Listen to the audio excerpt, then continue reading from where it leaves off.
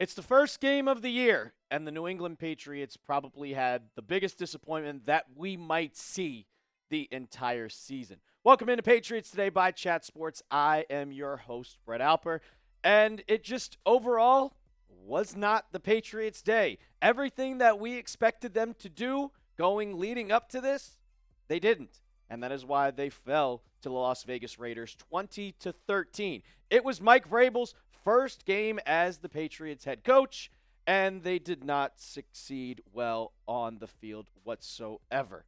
Geno Smith, he looked like Tom Brady out there.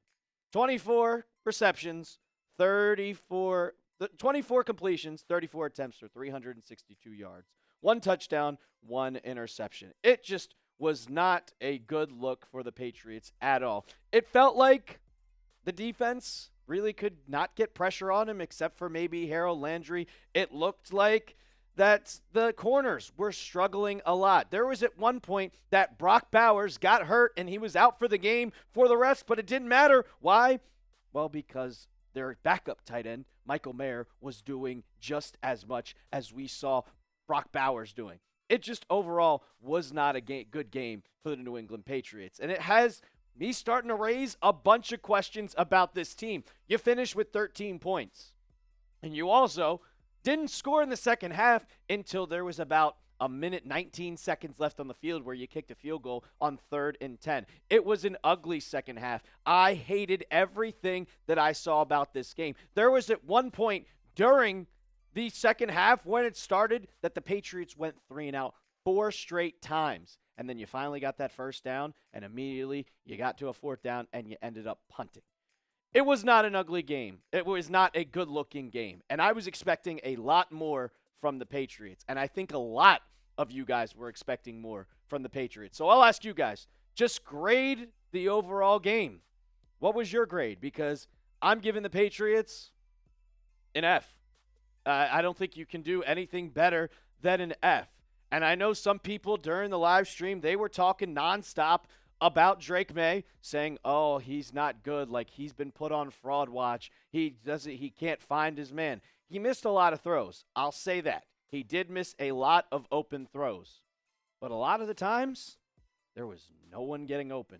We needed Stephon Diggs to kind of get involved, and we didn't really see Stephon Diggs get involved. But 30 completions, 287 yards.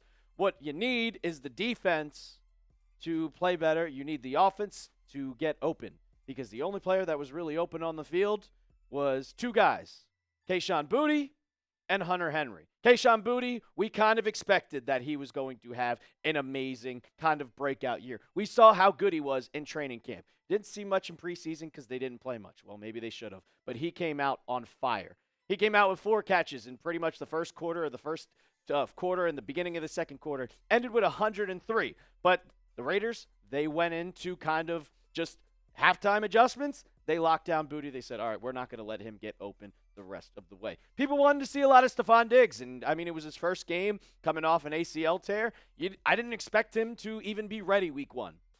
But looking at what he's gone through after everything that we saw from him in the offseason, being able to recover like that, 6 catches for 57 yards, I wanted to see him get more involved. I really wanted to see him get more involved, and I wanted to see this offense kind of get the ball out quicker, which I'll get to in a bit. But it just felt like he was standing back there. Drake Maye was standing back there and just not throwing it. And then he would try to scramble, and no one would be open. The guy who's a positive is kind of Hunter Henry. Hunter Henry looked solid, and that's what you want your tight ends to be. And I talked about it before the game, kind of on one of my keys to victory was establish the run. Establish the run. And what happened? You did not establish the run. You did not get anything. There was no type of play action that we saw. There was no type of any run plays, designed runs. Like, I can look at right now, like, we saw a lot more of Ramondre Stevenson than we saw of Travion Henderson. And the final RB tracker was 41 snaps for Ramondre Stevenson, 24 for Travion. It's going to take some time to get these guys involved. Travion Henderson's a rookie. But Ramondre, we did not run the ball much at all. Going to defense, there was just one guy who stood out to me. That's it. No one else. No one else at all. And it's Harold Landry.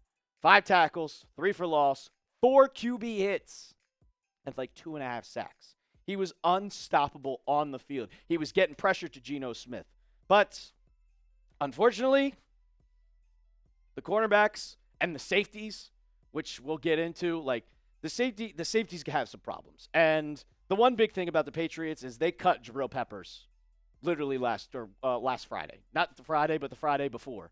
And that's a huge, huge problem for this team is the safety. I like what I saw from Craig Woodson and Jalen Hawkins, but I need a solid captain safety like Jabril Peppers on the field. He would have made a difference because it felt like every single time on the field there was a guy wide open. And who was there kind of trailing him?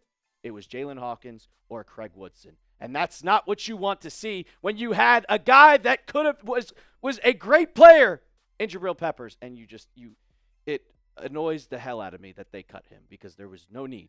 He could fit right on here on this roster. Vrabel said it wasn't scheme, so I really, really, really, I don't know. It just makes no sense to me, and it was not a good game. 20-3 to the Raiders at home. The Raiders aren't a good team. You will see next week with the Raiders. They'll probably lose. And so maybe will be the Patriots. But for everybody that tuned in to the watch party, you guys are incredible. We made it over 29,000 subscribers. So if you want Patriots videos all nonstop, you want my instant reaction, it is free. Absolutely free. So hit that sub button. We are now on our way to 30,000 subscribers. And if you also, we were talking about this deal on the watch party. It is 40% off our Patriots hoodie. I know the vibes are low because of the loss, but they're our favorite team. We're still going to rep them no matter what. I'm still going to come in tomorrow wearing my Patriots hoodie. It's going to happen. So go to chatsports.com/Patriots hoodie to get 40% off right now for your hoodie. It's a cutoff hoodie. It's going to get a little bit colder when it gets to a later. It's already starting to get cold. It's September, guys. But you can get yours today, chatsports.com/Patriots hoodie. My week 1 takeaways. We'll get to these quick before we get on out of here. The offensive line looked good, except Will Campbell has a little bit of, he was getting the jitters. He had 2 false starts, really bad. I didn't see a lot of penalties on the offensive line, not a lot of holding calls, but they held up. We did not see Max Crosby get really involved whatsoever. He did not have a lot of pressures. It was just no one was getting open. The offensive line held up. Jared Wilson had, I think, let up 1 sack. But overall, Drake Maye stood back there, and he had a bunch of time to throw. There was just no one open on the field. So that's a plus. The bad part is you got to get receivers open to throw them. And people could say, oh, Drake Maye has to throw them open. I mean, well, if they're not getting open, Josh McDaniels has to start calling play calls where you got to get the ball out in 2 seconds. You got to do those slant routes. Pop Douglas, he did have a really, really bad drop in the first quarter, brought it back with a touchdown, but then we did not hear his name at all in the second half. Where was everybody in the second half? You only scored 3 points. That's a big, big problem, but I'll give props to the offensive line. I'll give props to Will Campbell. The only problem was that he let up a sack at the end of the game. The game was already over at that point. Carlton Davis, he had an amazing play where he tipped up, which led to an interception. But other than that, he was getting his ass cooked. There was 1 point at the end of the game where he had a chance, and it was Dante Thornton. Absolutely burned him. Dante Thornton, Trey Tucker, Jacoby Myers looked incredible. I know it was a revenge game, but he looked really, really, really, really goddamn good. Carlton Davis looked really, really, really, really, really bad. And maybe it was because he was the number 1 and Gonzo wasn't there, but holy hell, man. If that's going to be the Patriots secondary because Gonzo might be out for an extended period of time with his hamstring, it's going to be bad. I like what I saw from Alex Austin, but overall, the wide receivers lit up the Patriots. Geno Smith went for 360. He went for 360. Obviously, the secondary did not look good. Safeties looked terrible. Jalen Hawkins and Craig Woodson, they're going to get better because they're young, but you still need a veteran guy, and Jabril Peppers was right there. Offense, it's just non-existent, man. You went 4 straight 3-and-outs. It felt like there was nobody there. You hand the ball off, you get 4 yards. Then you have to go down to 3rd and 4. You throw the ball, check down, check down, check down, check down, check down. And the Josh McDaniels PTSD from 2021, 2022 came back to me. Or 2021, whatever it was, and before.